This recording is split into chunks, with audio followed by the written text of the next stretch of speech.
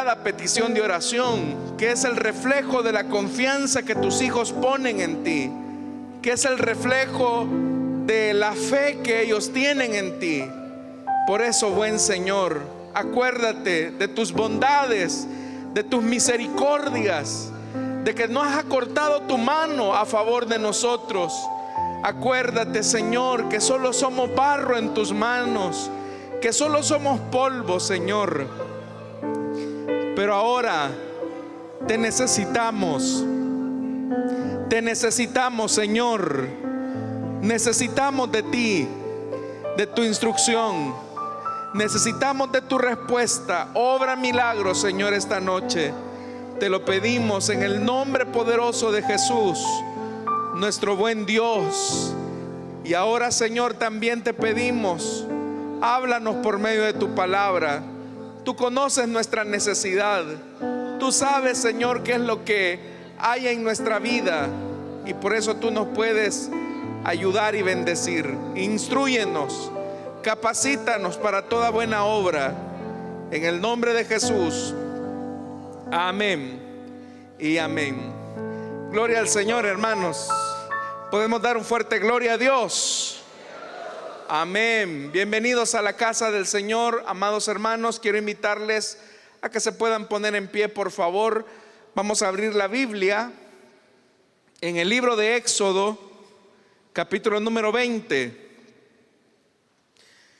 Éxodo, capítulo número 20. Y vamos a leer solamente un versículo, que es el versículo número 13. Si lo tienen, dicen amén, hermanos. Éxodo capítulo 20, versículo 13. La palabra de Dios nos dice: no mates. Lo volvemos a leer: no mates. Amén. Hasta ahí dejamos la lectura, hermanos. Tengan la bondad de sentarse, por favor. Como usted habrá notado, esta noche hemos leído la sexta palabra o sexto mandamiento. Y esa frase tan pequeña es muy profunda y con mucho significado, especialmente para un mundo que está descrito muchas veces como un mundo sumergido en una cultura de muerte. Antes de introducirnos, hermanos, al contenido de este pensamiento, que es no matar, es importante que nos preguntemos a qué hace referencia el mandamiento. Porque hay personas que pueden llegar incluso a interpretar de esta palabra que el sentido del pasaje es no matar en absoluto. Pero usted sabe que vivimos en un ecosistema rodeado de vida, y que para la misma subsistencia pues se hace necesario la muerte de seres vivos. Nosotros, por ejemplo, nos alimentamos de animales, y obviamente que para que podamos comer de esos animales es necesario proceder a matar esos animales. Eso es un hecho real. Entonces, ¿es que acaso el sentido del pasaje es a no matar en absoluto? Obviamente, hermanos, que el pasaje está especificando la no muerte de seres humanos, no de algunos elementos del ecosistema que son parte de la provisión de alimentos que Dios da a los seres humanos. Porque también usted sabe que dentro de este ecosistema hay insectos que tienen vida. Si usted de repente, por ejemplo, ve un insecto en su casa, un ratón, una cucaracha, pues usted no va a decir, bueno, es que la Biblia dice que no hay que matar, entonces yo no mato a la cucaracha ni al ratón, ¿verdad? No es en ese sentido que va ese pasaje, sino que el Señor está estipulando que no se debe de cometer homicidio o asesinato, por una razón sencilla: porque el ser humano ha sido dotado a imagen y semejanza de Dios. Es decir, de ningún ser vivo Dios ha dicho que se tenga la imagen y la semejanza de Dios, a no ser los seres humanos.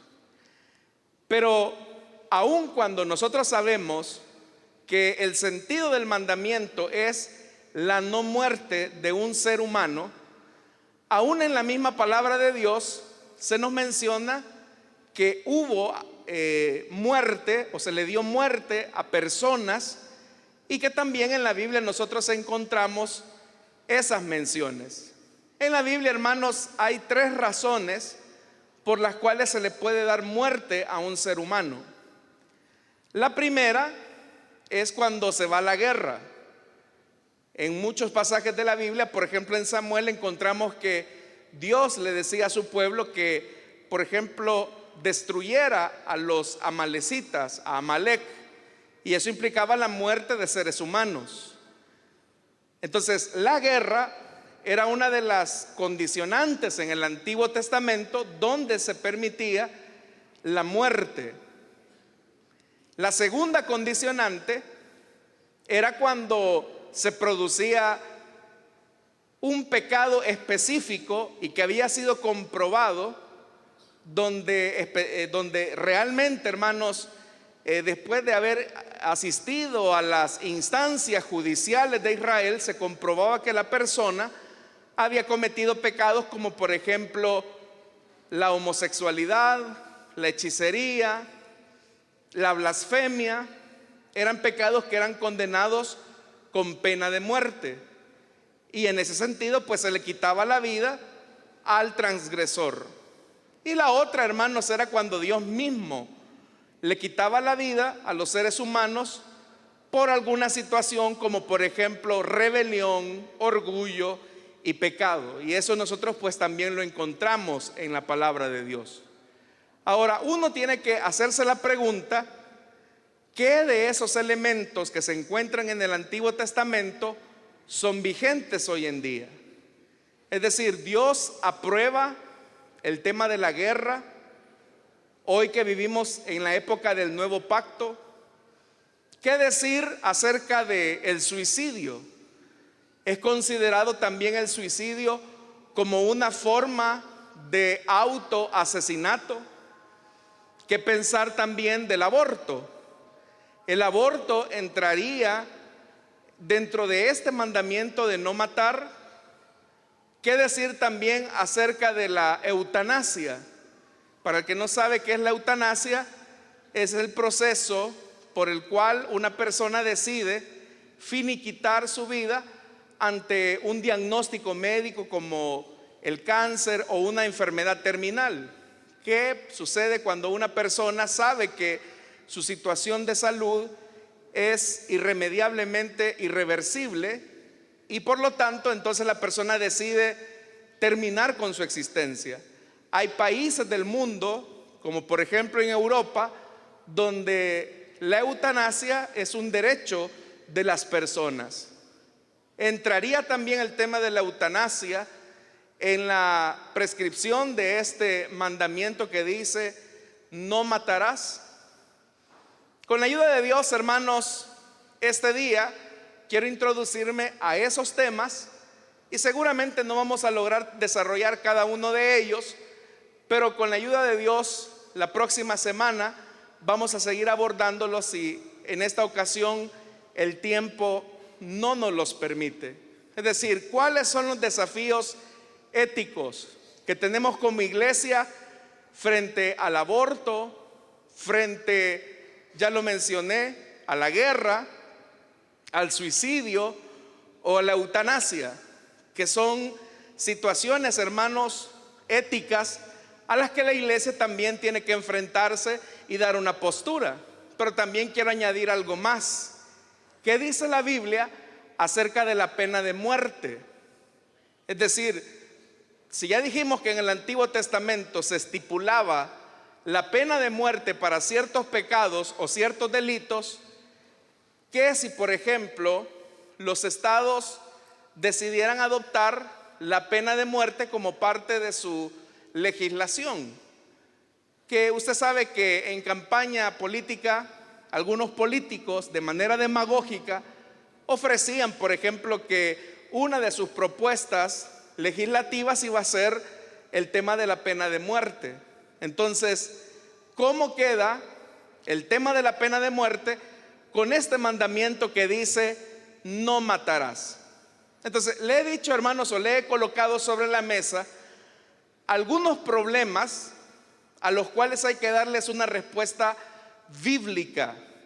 ¿Qué es lo que Dios dice sobre, por ejemplo, el aborto, lo que hemos mencionado acerca del suicidio, la guerra, la eutanasia y la pena de muerte? ¿Qué es lo que Dios dice acerca de ellos? Para comenzar, hermanos, es importante que nosotros entendamos dónde comienza el asesinato. Es decir, dónde comienza la idea de quitarle la vida a otro ser humano. No hay que perdernos mucho, porque el Señor Jesús en el Evangelio de Juan, Él dijo que, hablando acerca de Satanás, que él ha sido homicida desde el principio. O sea, Satanás es el padre de los homicidas. Satanás es el padre de todos los asesinos. Cuando Jesús hizo referencia a eso, de que Satanás era el padre de los homicidas, muy probablemente, hermanos, él estaba pensando en cómo Satanás incitó a Adán y a Eva a cometer desobediencia hacia Dios, es decir, que los incitó a rebelarse en contra de Dios, y que eso finalmente los condujo hacia la muerte. Entonces, de alguna manera, Satanás asesinó la inocencia de Adán y Eva al desobedecer a Dios, al incitarlos a rebelarse en contra de Él. Entonces, por eso es que Jesús dijo que Satanás es homicida desde el principio. Él es el padre de todos los asesinos. Pero también, hermanos, no hay que olvidar cuando Caín, hijo de Adán y Eva, asesina también a su hermano Abel. Quien estuvo detrás de ese motivar o incentivar a Caín a asesinar a su hermano Abel fue Satanás. Entonces, a partir de ese momento, el Señor estableció un principio, y es: si alguien derrama la sangre de un ser humano, otro ser humano va a derramar la suya, dijo el Señor. Porque el ser humano ha sido creado a imagen y semejanza de Dios. Si usted, por ejemplo, decide asesinar o matar una gallina, pues no hay ningún pecado en eso, porque la gallina no fue creada a imagen y semejanza de Dios. Si usted decide, por ejemplo, matar a un buey y comerse la carne, no hay ningún problema, porque ese animal no ha sido creado a imagen y semejanza de Dios. El problema es con los seres humanos, independientemente si son cristianos o son incrédulos, si son ateos o son creyentes. Todos los seres humanos, sin excepción, ya sea de cualquier religión, de cualquier edad, sea hombre, mujer, sea rico o pobre, todos los seres humanos tenemos la imagen y semejanza de Dios, y por lo tanto estamos revestidos de la gloria de Dios. Es cierto, hermanos, que el pecado vino a deformar la imagen y semejanza de Dios en cada ser humano, pero la tenemos. Y por esa razón es que nosotros debemos de entender, o comprender más bien, que no podemos entonces levantar el puño contra nuestro hermano y derramar así su sangre. Pero hay un elemento clave que queremos resaltar en todo esto. Es verdad que el asesinato es un acto físico, pero el Señor nos demuestra en la palabra de Dios que el asesinato es también un acto espiritual. Es decir, una persona que decide arrebatarle la vida a otro ser humano, no solamente está arrebatándole la vida físicamente, sino que también está cometiendo un atropello de tipo espiritual. Por eso es que decimos que el asesinato no es solamente un acto físico, sino que también es un acto espiritual. porque es Satanás el que incentiva, el que estimula nuestra naturaleza vieja, nuestra naturaleza caída, para que nosotros, hermanos, cometamos este horrendo crimen de asesinar la imagen y la semejanza de Dios en un ser humano. Eso también nos lleva a otro tema importante, que es un tema ético, y tiene que ver con el tema del uso de las armas de fuego. ¿Es legítimo que un cristiano, por ejemplo, tenga una pistola ahí en su casa? Yo no les voy a preguntar, hermanos, si andan ustedes pistolas o vienen armados, ¿verdad? Yo espero que la única arma que tengan sea el arma de la palabra. Pero todavía hay cristianos que tienen armas de fuego. Entonces ellos dicen: hermano, este es para defenderme, es para mi uso personal. Pero ¿para qué sirve un arma, hermanos? Un arma sirve para matar, así de sencillo. No sirve para otra cosa, no es colección la que se tiene. Un arma sirve para matar. Entonces eso también nos plantea un desafío ético. Pero yo les decía que lo más importante de todo esto es que entendamos qué hay detrás de cada asesinato. Es decir, cuando una persona le quita la vida a otro ser humano, lo hace porque tiene algunos sentimientos de los que nosotros como cristianos debemos de cuidarnos. Porque aunque tenemos la naturaleza del espíritu, todavía seguimos batallando con nuestra vieja naturaleza.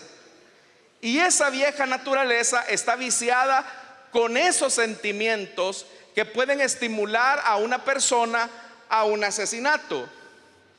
Fíjense, hermanos, que nosotros debemos de cuidarnos de sentimientos y actitudes que pudiesen derivarse o terminar en un asesinato. Y aquí, hermanos, vamos a tocar algunos temas específicos. Quiero invitarle a que usted me acompañe a la primera carta de Juan, al capítulo 3. Primera carta de Juan, capítulo 3, versículo 14 al 16. Vamos a ver cómo el asesinato no es simplemente un acto físico, sino que también es un acto espiritual que conlleva un acto físico. Primera de Juan, capítulo 3, versículo 14, lo leo de la Reina Valera. Dice: nosotros sabemos que hemos pasado de muerte a vida.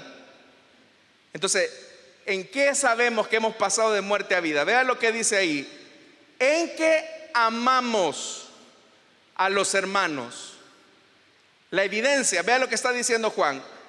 Una evidencia de que tú has pasado de tu condición de muerte espiritual a la vida espiritual es que tú tienes la capacidad de amar. La vida de Dios te lleva a amar. Pero vea lo que dice inmediatamente: el que no ama a su hermano permanece en muerte. Está diciendo, el que no ha desarrollado una actitud de amor hacia su hermano permanece en muerte. Y vea lo que dice: todo aquel, y esta es una sin distinción, todo aquel que aborrece, ve el sentimiento, aborrece. Todo aquel que aborrece a su hermano, ¿qué dice que es? Es un homicida. Es un homicida. Está hablando de una actitud que va a terminar, si no se controla, en un asesinato. Entonces, vamos a comenzar a hablar acerca de ciertas actitudes que pudiesen derivarse en un asesinato. La primera actitud o el primer sentimiento, la primera emoción que podría derivar en un asesinato o en una muerte es la ira. La ira. Es decir, cuando una persona se enoja contra otro, y es un enojo, hermanos, que no se controla, ese enojo se puede derivar en la ira. Y al derivarse ese enojo en ira, una persona puede asesinar a otra persona. Es decir, el que asesina no lo hace porque, ay, estoy contento y estoy sonriendo viendo cómo mato a mi prójimo. A no ser que tenga un problema serio, psiquiátrico. Pero normalmente el asesino lo hace porque está airado. Y ahí vamos a entrar a un punto importante, hermanos. Porque Jesús dijo que el que se enoja contra su hermano es reo de condenación y juicio. Y hagámonos una pregunta honesta y sincera. ¿Cuántos de los que están acá son enojados? Los mecha corta, digan amén. Y los que no dijeron son más mecha corta. Esos son peores. De las aguas mansas líbrame, Señor. Todos sin excepción nos enojamos. El problema no está en enojarse. El problema es cuando el enojo se extralimita al punto que llena de ira nuestro corazón, y esa ira nos conduce a actuar de manera violenta. ¿Cuántas madres o padres no hay que se han enojado contra sus hijos y les dan una paliza que conduce a sus hijos a la muerte? Si le preguntamos a esos padres si ellos querían asesinar a sus hijos, muchos de ellos seguramente dirán no. Lo que pasa es que en un momento de ira golpeé a mi hijo de manera desproporcional y eso finalmente le arrebató la vida. Entonces vea, todos acá nos vamos a enojar en algún momento en la vida. Todos acá nos vamos a enojar con un familiar, con nuestro esposo, con nuestra esposa, con nuestros hijos, compañeros del trabajo, hermanos de la iglesia. El problema es cuando ese enojo nos conduce a airarnos, y esa ira, hermanos, nos lleva a actuar de manera irracional. Pero también hay otro tipo de sentimiento: los celos. Vaya usted chequeándose ahí. Soy enojado, póngase un cheque. Hagámonos otra pregunta: ¿cuántos de los que están acá son celosos o celosas? Bueno, agradezco a los hermanos que han dicho amén. Sí, hermano, yo soy celoso. Yo soy celosa. Pero ¿cuántas personas no hay que en su celo son capaces de arrebatarle la vida a su compañero de vida, por ejemplo? Yo no le voy a hacer la pregunta más a profundidad porque no vaya a ser. Todos en algún momento de nuestra vida hemos experimentado algún nivel de celo.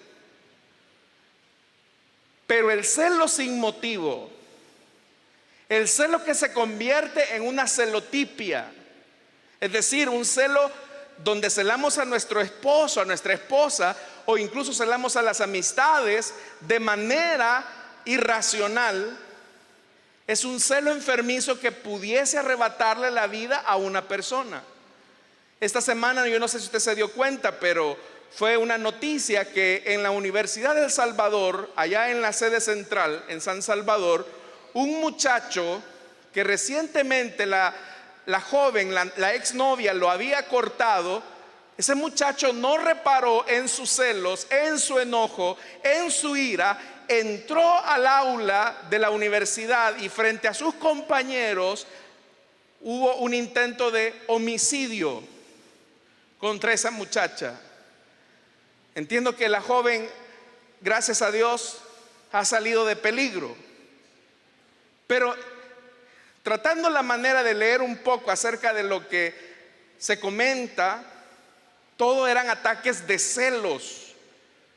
Hermanos, las personas celosas, los maridos celosos, que yo sé que aquí no hay ninguno en la iglesia, las esposas celosas, en un arranque de ira pueden decir y hacer cosas de las cuales después se pueden arrepentir. Un hombre celoso es capaz, hermanos, de matar a su esposa y matar de quien sospecha, un compañero de trabajo, un compañero de la universidad. Estimadas jóvenes, aprovecho para decirles esto, señoritas, óiganme. Si ustedes tienen un novio celoso, no piensen que ese muchacho va a cambiar cuando se casen. Incluso no se sientan halagadas porque las están celando. A veces yo me he encontrado con jovencitas que me dicen: ay, hermano, es que viera cómo, voy a mencionar un nombre, viera cómo Eduardo me ama mucho a mí. Me revisa el teléfono, es que me quiere cuidar tanto. Es que viera, hasta me da cosita verlo celoso. Ah, está celoso. El problema es que ese celo se puede convertir en un celo amargo que te puede quitar la vida. Hombres celosos, pero también hay mujeres celosas. No se quedan atrás, mis estimadas. Hay mujeres que son celosas. Celan a sus esposos. Y te venís para acá, José Antonio.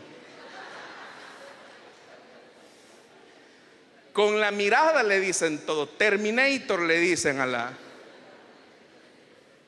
Porque son celosas. A ver, hermana, no me responda.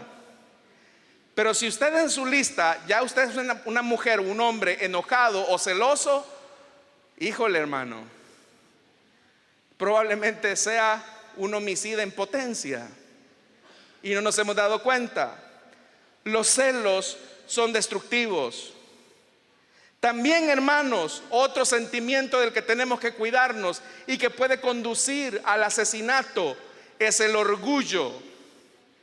Y es especialmente aquellas personas, hablo de los hombres, por ejemplo, los macho alfa, pelo en pecho, que por ejemplo, hermanos, van en el semáforo o de repente se les cruza a alguien en la carretera o les pitan la madre, perdón. Y ya, hermanos, inmediatamente ya están listos para darse duro en la calle. Es un orgullo como de: a mí no me la vas a hacer. Y yo soy cristiano, pero mi puño no. ¿Cuántas personas, hermanos, en luchas callejeras, en pleitos, cuántos casos no han habido de intolerancia, hermanos, por el tema del orgullo? Por ejemplo, yo no sé si usted se recuerda de este caso, pero sucedió en un centro comercial allá en la capital. Un vigilante le dijo a un conductor que se estacionara en posición de salida.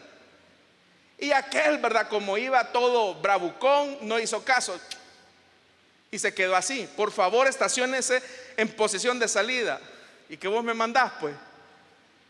Y aquel vigilante, como que tocaron su orgullo, agarró su escopeta. Probablemente venía de mucho desvelo, tenía muchos problemas, pero finalmente aquel hombre tocó su orgullo y aquel hombre descargó su escopeta.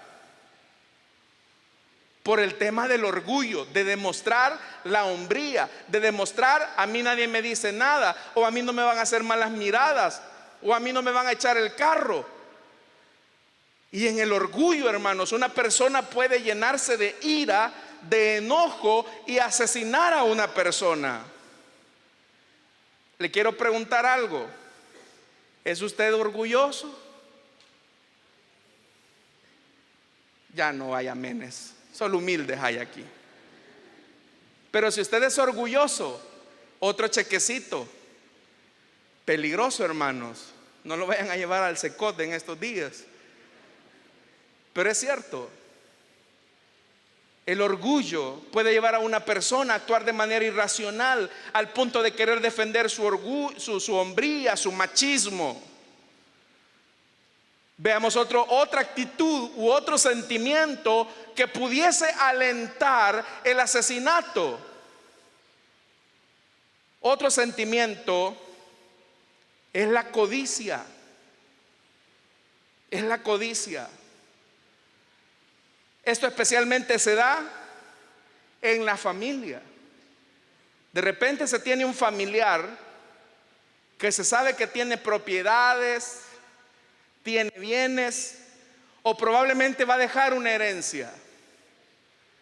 ¿Cuántas personas no hay que anhelan la muerte de ese ser amado, entre comillas amado, para quedarse con la herencia o los bienes materiales que esa persona posee? Pero la codicia puede llegar a un punto en que una persona puede asesinar incluso a ese familiar para quedarse con el dinero o los bienes materiales. Hay casos, hermanos, donde, por ejemplo, un padre está convaleciendo y los hijos, llenos de codicia, se ponen de acuerdo para quitarle la vida a su papá y quedarse ellos con la herencia. Eso se ha dado, hermanos. Entonces, la codicia puede ser, hermanos, otro detonante de un futuro homicida. Y usted me dirá: ay, no, hermano, a mí eso no me pasa. Bueno, vamos a ver con el siguiente. El deseo. El deseo puede ser otro detonante para un futuro asesino. ¿Y qué tiene que ver el deseo en esto?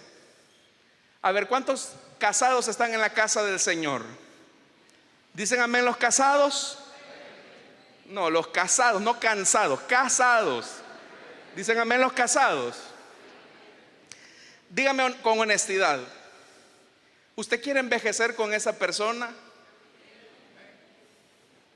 Ah, bueno, no todos. ¿Alguna vez, estimada hermana, se ha visto viuda usted?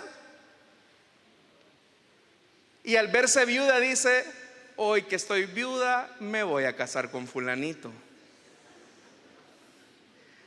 U hombres: hoy que estoy viudo me voy a casar con la menganita.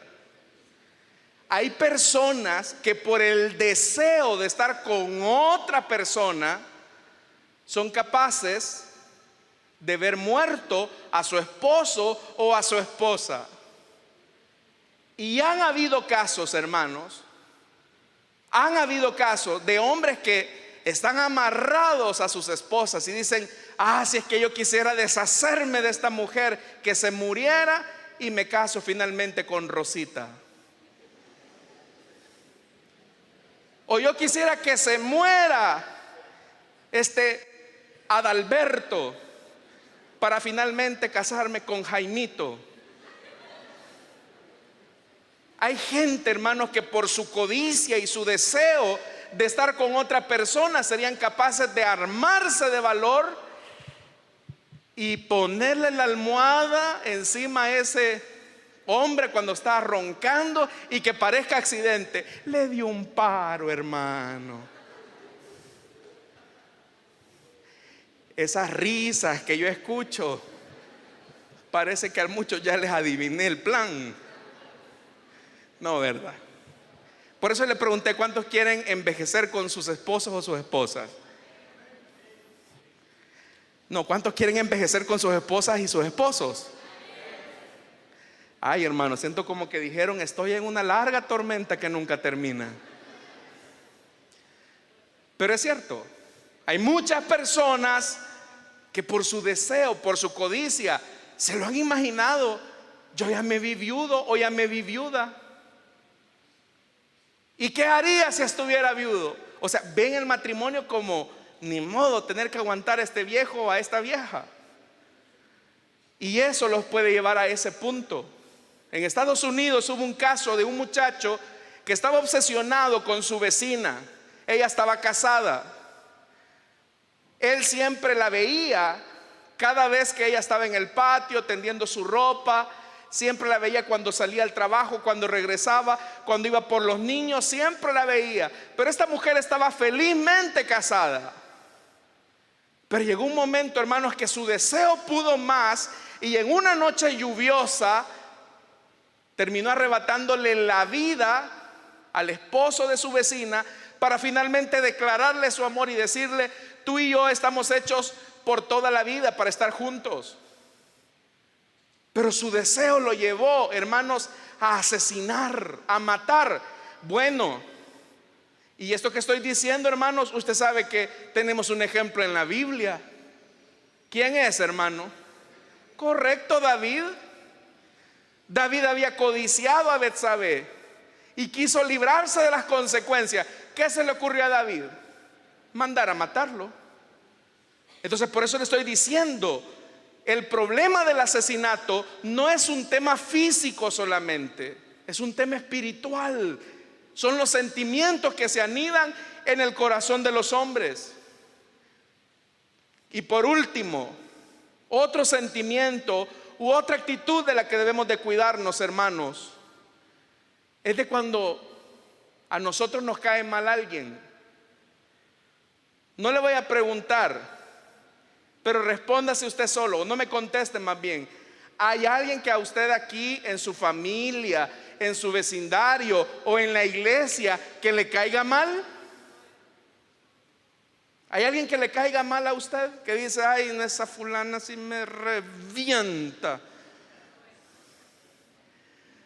O ese menganito si quisiera que le pasara la 201, ida y vuelta. Porque quiero invitarle nuevamente a Primera de Juan. Hemos mencionado algunos sentimientos que pueden estimular el asesinato. Entonces vea, todo aquel que aborrece a su hermano, ¿qué dice que es? Es un homicida. Y el padre de los homicidas, ¿quién es? Es Satanás. Y vea lo que dice: y sabéis que ningún homicida tiene vida eterna permanente en él. En esto hemos conocido el amor, hablando de Jesús, en que Él puso su vida por nosotros. También nosotros debemos de poner nuestras vidas por nuestros hermanos. Entonces vea lo que Jesús está diciendo. Si hay alguien, hermanos, que nos cae mal, usted tiene sentimientos homicidas. Si hay alguien que usted dice que no lo puede ver, lo ve con desdén, lo ve con desprecio, perdóneme, pero según lo que dice la Biblia, usted tiene sentimientos homicidas. ¿Cuántos homicidas? No me responda.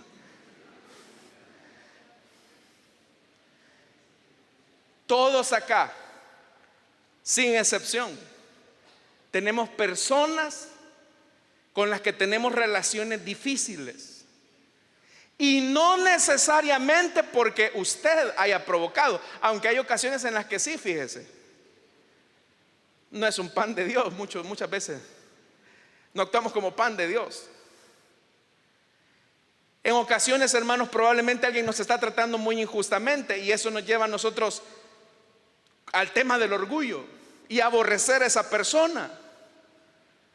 Pero en otras ocasiones también alguien nos cae mal y simplemente, hermanos, le hacemos la vida de cuadritos, no le hablamos, lo evitamos, lo ignoramos, le damos la espalda, y eso se da hasta en la iglesia. ¿Sabe que hay hermanos que no se llevan? Hermanas que no se llevan, hermanas que no se hablan, hermanos que no se hablan. Bueno, ¿qué es lo que dice aquí la Biblia? El que aborrece a su hermano, ¿qué es? ¿Qué es? Es homicida. Porque el asesinato no solamente es físico, es espiritual. Entonces, hermanos, solo nos hemos quedado con la introducción, pero Dios define el asesinato como cualquier pensamiento o sentimiento de odio profundo o de malicia hacia otra persona. Cuando nosotros desarrollamos esos sentimientos de odio, cuando nosotros desarrollamos esos sentimientos de animadversión, la Biblia nos dice que estamos desarrollando sentimientos homicidas. Entonces usted me puede decir: hermano, yo nunca he matado a nadie. ¿Has codiciado? ¿Te cae mal alguien? ¿Has deseado algo? ¿Te has airado? ¿Has querido demostrar tu orgullo? Todos esos sentimientos pueden conducirte a un asesinato. Eres una persona celosa, eres un celoso. Todos los celos te pueden conducir a un asesinato.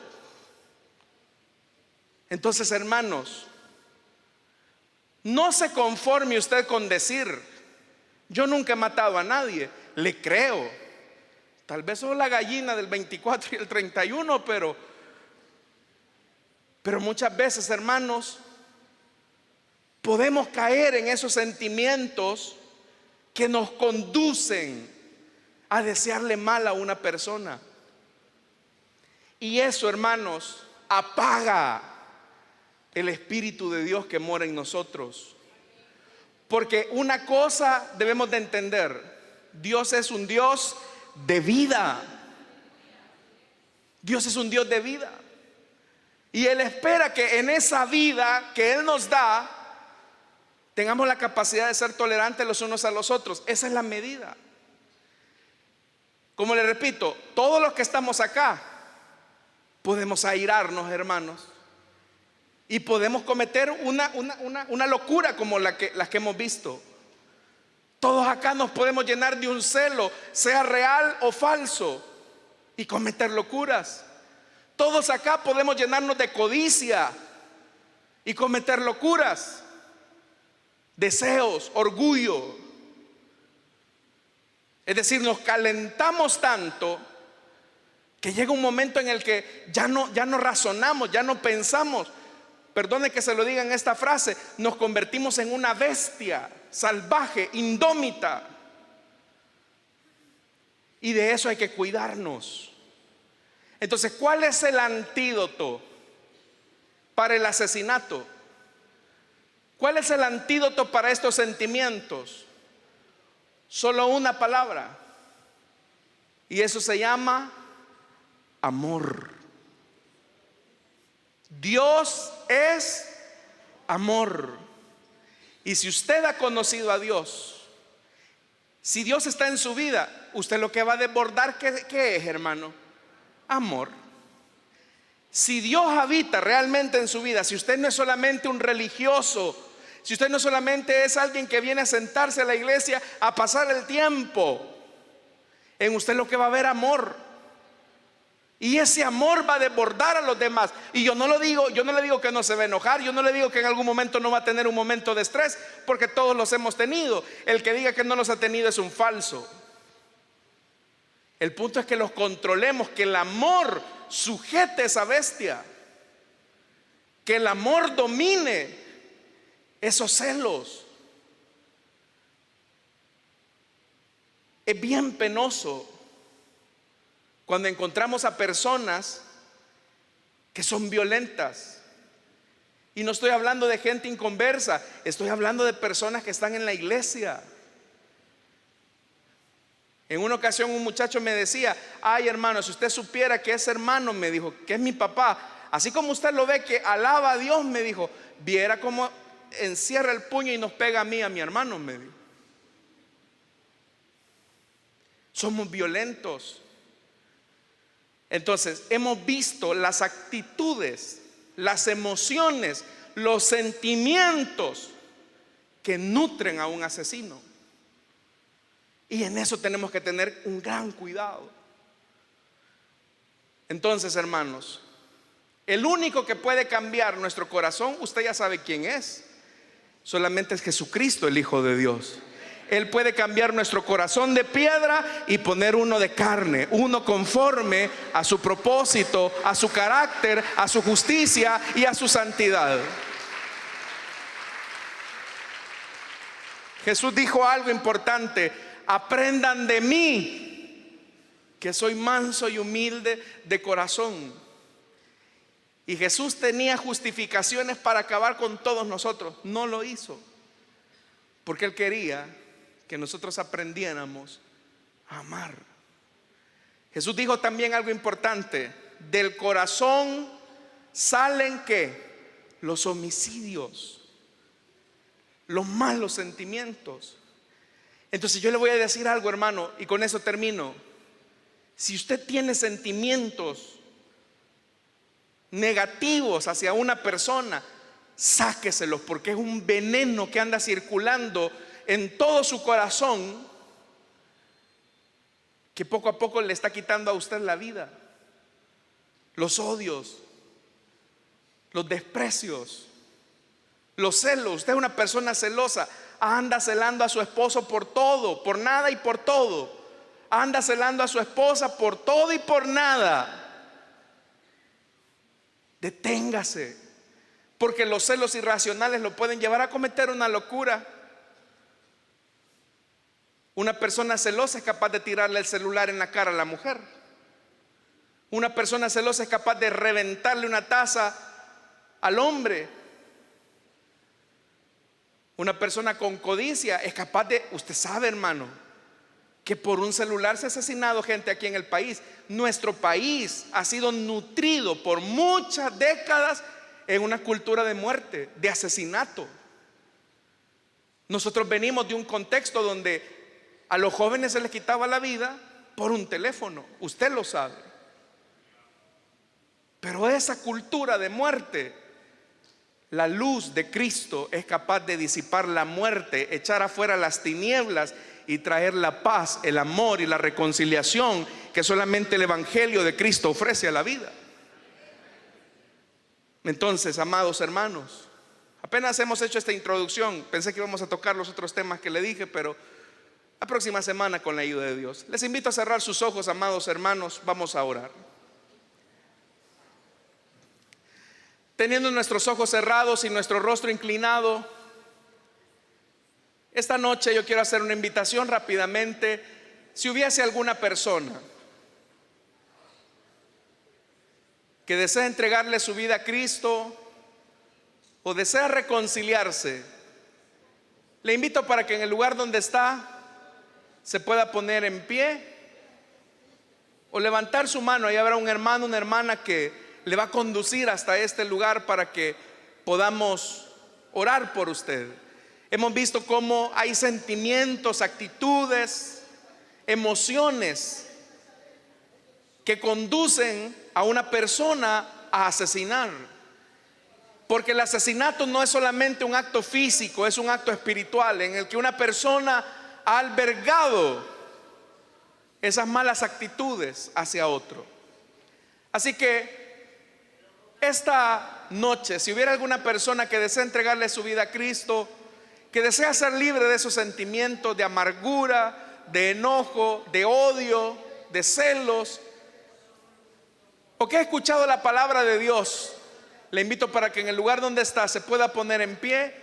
Vamos a orar. ¿Habrá alguien que quiera entregarle su vida a Cristo o desea reconciliarse? Póngase en pie. Vamos a orar por usted. ¿Habrá alguien que esta noche quiera entregarle su vida a Cristo o que desea reconciliarse? Póngase en pie.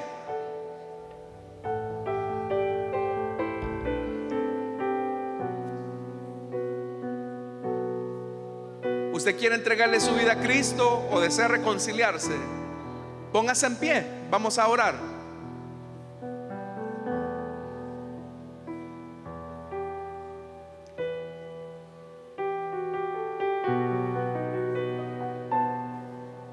¿Habrá alguien? Dios le bendiga al caballero que se pone allá en pie. Queremos orar por usted, venga. ¿Hay alguien más que quiera entregarle su vida a Cristo o desea reconciliarse? Póngase en pie.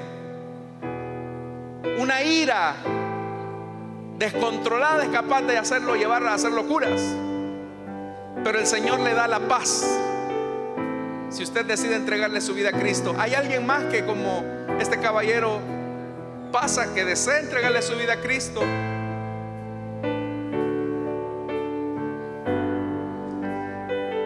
El asesinato, más que un acto físico, es un acto espiritual.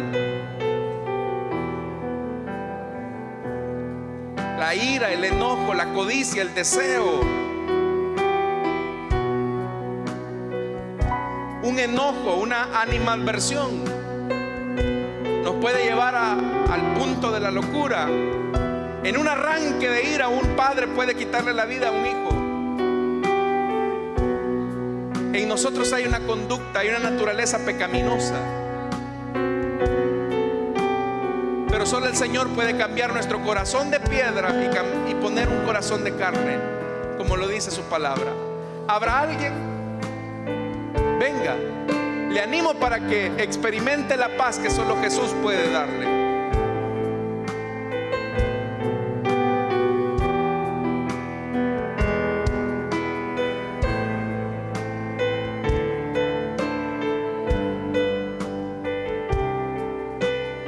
¿Habrá alguien? Venga. Voy a cerrar ya esta invitación, pero si en lo que estoy orando hay alguien que desea entregarle su vida a Cristo o desea reconciliarse, póngase en pie. Ahí habrá un hermano que va a orar por usted. Oremos al Señor entonces. Únase también, estimado oyente de la radio, o si nos ve a través de la transmisión. Padre que estás en los cielos, esta noche queremos darte las gracias porque tu palabra no vuelve vacía, sino que trae el resultado para el cual tú la entregas. Bendice, Señor amado, esta vida que hoy se entrega a ti. Dale vida nueva, que sus pecados sean perdonados en esa preciosa sangre. Señor amado, hazlo libre. Hazlo libre y dale la paz que has prometido. Ayúdanos a nosotros a controlar nuestras emociones, nuestros sentimientos, nuestras actitudes hacia los demás. Sabemos que el Espíritu Santo que está en nosotros nos ayuda a ejercer el dominio propio. Bendice a tu pueblo, amado Dios, y ayúdanos, Señor, a ser mansos y humildes como tú lo fuiste, a respetar la dignidad de los seres humanos, pues hemos sido creados a tu imagen y semejanza, y sin importar su edad, su sexo, su condición política, religiosa, sin importar su etnia, tú a todos nos hiciste a tu imagen y semejanza. Gracias, Señor, por tu palabra. Señor amado, gracias. Gracias porque eres bueno. Bendice también nuestras ofrendas y nuestros diezmos. No te damos de lo que nos sobra, Señor, sino de lo mucho que tú nos das. Bendice a tu pueblo, Señor, es nuestra petición en Cristo Jesús. Amén y amén. Gloria al Señor, hermano. Le damos la bienvenida a nuestro hermano. Hay fiesta en los cielos cuando un pecador se arrepiente. Amén, hermano. Bienvenido a la familia del Señor. Pueden pasar mis hermanos y nosotros cantamos al Señor.